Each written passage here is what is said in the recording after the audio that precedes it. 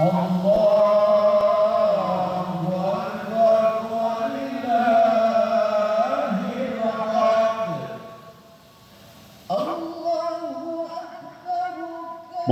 Idul Fitri 1441 Hijriah tahun 2020, ajang berkumpulnya keluarga baik yang pulang dari perantauan ke kampung halaman. Berbagai cara merayakan kemenangan setelah sebulan penuh berpuasa.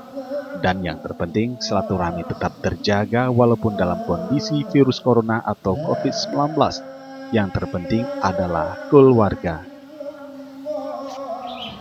Kami dari keluarga Abdullah mengucapkan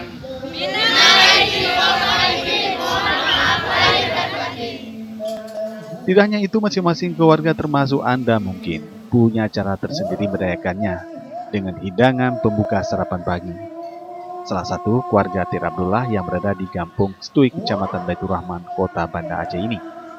Dalam tradisi keluarga besar ini, salah satu yang tidak pernah terlewatkan setiap tibanya hari raya, yaitu hidangan lontong, kacang merah, mie kocok, ayam goreng, rendang daging, menu pembuka untuk menjamu seluruh anggota keluarga. Nah, ada juga timpan.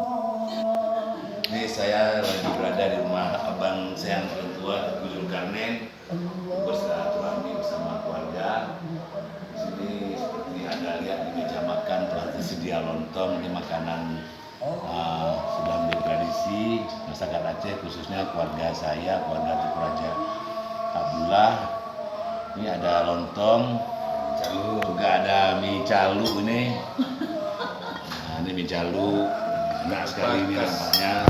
Juga ada timpan, ini makanan khas Aceh.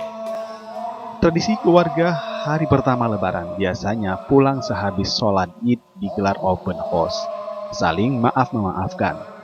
Memasak lontong hampir semua rumah ada menyiapkan untuk tamu. Keluarga bebas mau makan di mana saja dalam keluarga besar ini. Minal aidin wal faidin, mohon maaf lahir dan batin.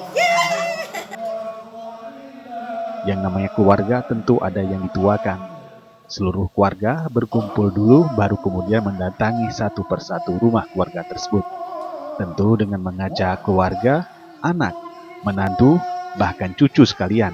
Upaya ini dilakukan untuk memperkuat ukhuwah Islamiyah yang erat di bulan yang fitri ini.